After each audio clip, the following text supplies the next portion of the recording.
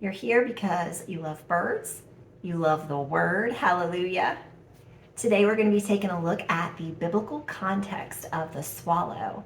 And the reason that I was inspired to do this study and share it is a few weeks back, I was sitting in the herb garden in the backyard and just crying my heart out to Abba. And without getting into detail, I love to bird watch. I adore Abba's creation, all of his handiwork. And anyways, in talking to him, a pair of swallows show up. And my husband and I had just built out of some like scrap wood that we had, a little cedar birdhouse. And super cute, nothing fancy, just really cute, and it's in the herb garden. So these swallows show up and they immediately take interest in the little nest box or the little birdhouse. And so as the male starts checking it out, you know how that goes. The female, she goes and looks around, and I guess they decide that, they want to put an offer on the house. So they were totally sold. So I watched for weeks at how the female so consistently, I mean, over 100 times a day, was going back and forth to the garden where we had put seed straw out over the crops. And she was going and getting pieces of straw and just taking it back in her, in the little birdhouse, and just back and forth while the male looked on, and watched over to make sure that, nothing was gonna come into the birdhouse or the nest. And so, so that led me to start looking at what the word has to say about the swallow. So I'm not a teacher, just breaking a little bread with you. At the end of this study, we'll look at some interesting facts about these beloved, beautiful birds. So the swallow is mentioned 4 times in Scripture and is described by 2 different Hebrew words. The first word is derur, and I'm probably pronouncing that wrong. It's Strong's Concordance H1866. And the definition given for this word is love of freedom or free flight. And it's from a root word, H1865, that means to move rapidly. So if you've watched these birds and how they move, that makes sense, right? That's a perfect description of how they fly. So the letters that make up this word, real quick, are dalet, that's a Hebrew letter, and it can mean a gateway, an entrance to a new path. It has several other meanings, just given a couple. Resh, which could be the head, a beginning, thoughts, intellect, someone at the head of the spiritual journey. Ua, or what you may know as Vav, could be bond, connection, a hook, a peg, a nail, something that connects, okay? And then resh again, which are thoughts or intellect. So thinking about freedom, free flight. In Psalm Tehillim 84, 2-4, my being has longed and even fainted for the courts of Yahuwah. Have you ever felt that? You ever felt that just your being just longs for that when you just talking to him? My heart and my flesh cry out for the living owl. Even the sparrow has found a home, and the swallow a nest for herself, where she has put her young ones, your slaughter places. O Yahuwah Sabaoth, my sovereign and my Elohim, blessed are those who dwell in your house. They are ever praising you, Selah. I see a deep felt yearning in this. The heart and the flesh are crying out. It's a song of Zion, enduring hardships on the way. Your soul finding a secure refuge, the dwelling place in Yah's presence. Like these birds migrating on a journey for a season to return home and build their nest, carefully and beautifully constructed. He is all around us. We see his handiwork in all creation if we take the time to stop and observe. What are we thirsty for? What is our being longing for? Do we long for him, to be in his presence, to appreciate the gift that he's given us? Protection under his wings? On this journey, we have hardships and trials along the way, like the birds that migrate, enduring various conditions to arrive at their destination. And I am looking away because I do write notes, so that's what I'm reading here. Swallows, in particular, fly thousands of miles. They migrate to all continents and have been found in Antarctica. In Proverbs, Mishle 26, 1-2, like snow in summer and rain in harvest, so esteem is not fitting for a fool. As a bird wanders, as a swallow flies about, so a curse without a cause does not come. How often have you seen snow in summer? First, I want to note in Devarim, Deuteronomy 23:5, and this is paraphrasing here. It says Yahuwah can turn a curse into a blessing because he loves us. A groundless curse has no power to settle or harm you. Remember, no weapon formed against me shall prosper. So, next, as a swallow flies about, these little birdies have some serious aerobatic maneuvers, displaying endurance as they fly about. Now, the next part that he says is, now esteem is not fitting for a fool. We must practice self-control, which is a fruit of the Ruach, of the Spirit, which is also in line with modesty. And not respond to people in haste. Some people just love getting a rise out of people or stirring up drama. If you must answer, let it be in a way that they are left speechless. Swallows are very friendly, but they will defend their space. Now, there are 2 more places the swallows mention, but a different word is used to describe it. Could they both be the swallow?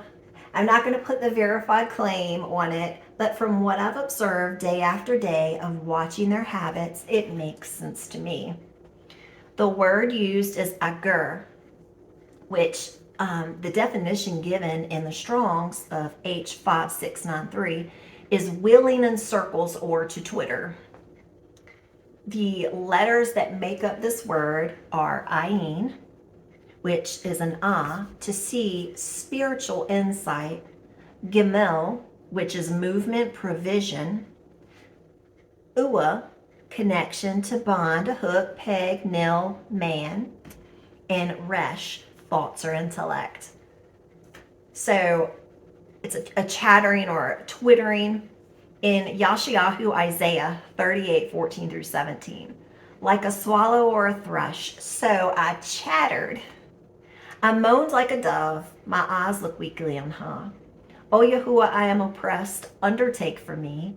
What do I say? For he has spoken to me, and he himself has acted. Softly I go all my years because of the bitterness of my being. O Yahuwah, by these do live, and my spirit finds life in all of them. Restore me and make me live. See, for peace I had what was bitter. Bitter.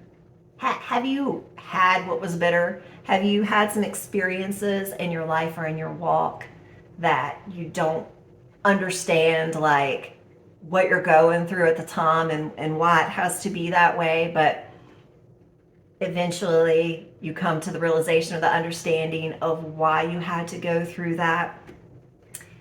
Everything is for our good, for our growth, to keep learning, to keep growing.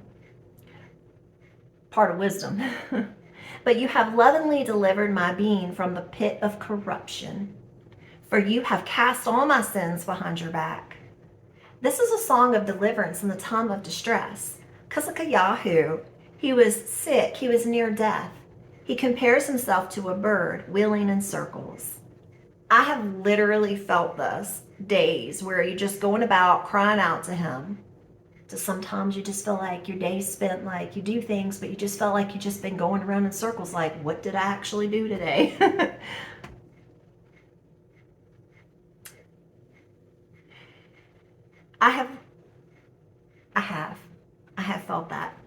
Um, it says that his eyes look weak. He says his eyes look weakly on high, a man that felt sorrow and sadness.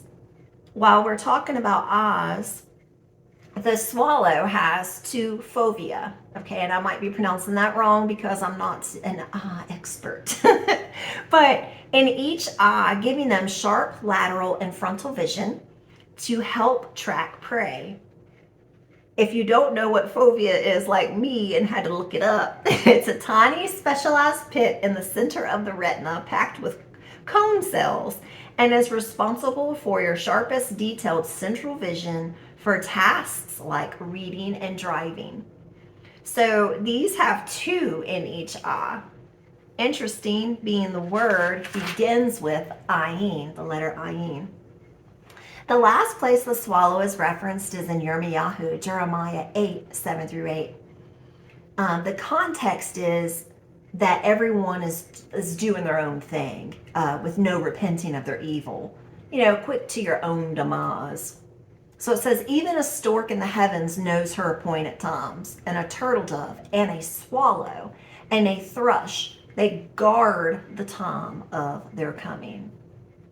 But my people do not know the right ruling of Yahuwah. How do you say we are wise and the Torah of Yahuwah is with us? But look, the false pen of the scribe has worked falsehood. In this we see that the birds' obedience to the Most High, we see their obedience, but our tendencies are to ignore his timing sometimes, right? And just try to do it ourselves, which is a very foolish thing to do. It almost never works. When we read his word, when we let it saturate our heart and mind and apply it to our lives, that is where we can find true rest and peace and freedom, despite whatever else is going on in the world or around you. You can memorize verses all day long and steadily repeat them at people. But if they aren't playing an active role or active part in your life, how is it really benefiting you or anyone else? In Romans 8, 15 through 22, it says, "For you did not receive the spirit of bondage again to fear, but you received the spirit of adoption by whom we cry out, Abba, Father. The Spirit himself bears witness with our spirit that we are children of Elohim, and if children, also heirs, truly heirs of Elohim and co-heirs with Mashiach. If indeed we suffer with him, in order that we also be exalted together. For I reckon that the sufferings of this present time are not worth comparing with the esteem that is to be revealed in us." Because remember, esteem is not fitting for a fool, but a child of the Most High. "For the intense longing of the creation eagerly waits for the revealing of the sons of Elohim. For the creation was subjected to futility, not from choice, but because of him who subjected it in anticipation that the creation itself also shall be delivered from the bondage to corruption into the esteemed freedom of the children of Elohim. For we know that all the creation groans together and suffers the pains of childbirth together until now." So the words that we looked at, Derur, the entrance or new path, a new beginning with the chief of our spiritual journey, binding, connecting our thoughts and our intellect. Agur, spiritual provision over man's thoughts. He takes care of all of our needs, endowing us with patience, with love, with discipline. Are you ready for some fun facts about the swallow? When building the nest, the female lines in around 100 times a day while the male watches guard. And I've literally, I'm going to share pictures and video. I've literally just watched this. I've watched them do this. They are very social. They like to be near humans. The male's tail is 18% longer than the female and is the more colorful one. In the bird world, the male is always the more vibrant and colorful one. It takes 10 to 21 days for the eggs to hatch, typically 4 to 5 eggs at a time. And I'm super excited to see this. I can't wait to see baby swallows. So some other interesting facts that I got from various websites is If you have a swallow nest near your home, it is important to know that all native species are federally protected by the U.S. Fish and Wildlife Service under the Migratory Bird Treaty Act. You cannot legally disturb or move an active nest, one with eggs or babies, without a permit. All swallows are state and federally protected under the Migratory Bird Treaty Act of 1918. It is illegal for any person to take, possess, transport, sell, or purchase them or their parts, such as feathers, nests, or eggs, without a permit. Isn't this interesting? Like, who would have known that? Active nests with eggs or chicks inside may not be touched or destroyed without a permit from the U.S. Fish and Wildlife Service. Inactive, empty nests do not require a permit to destroy. Nest or bird removal applications must be justified with strong, compelling reasons, such as health or safety hazard toward humans or birds or damage to property. Check with your state government and the U.S. Fish and Wildlife Service for migratory bird permits. They do not issue permits for bird nuisance issues. Messing with an active swallow nest in Virginia, that's where we live, can result in severe federal penalties, including fines of up to $15,000 per violation and potential jail time for repeat offenses. That's a special bird.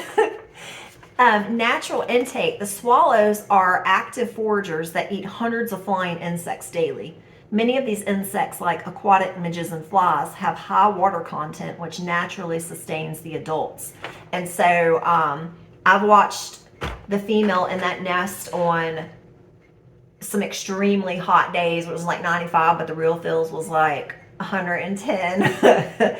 And she's out there with her little mouth open, but because they consume flies as a big part of their diet, what I've read is that flies have a lot of water content. So you learn something new every day. The nestlings, the baby birds, the chicks in the nest rely 100% on their parents to bring them crushed insects, which provide all the moisture they need to grow and develop. Swallows are migratory birds that disappear in autumn and return each spring with near clock-like reliability. This cycle made them one of the earliest natural symbols of hope and seasonal renewal in human cultures. Their reappearance after winter signals warmer days, new beginnings, and the end of hardship. I hope that you got something out of that. If nothing, that maybe you learned a new fact about a bird. And I hope that you have a beautifully blessed weekend and that you feel his shalom all around you. Shalom, shalom. Very sweet little bird. She's in there nesting. You see her right there. What a sweet little birdie. Isn't she cute?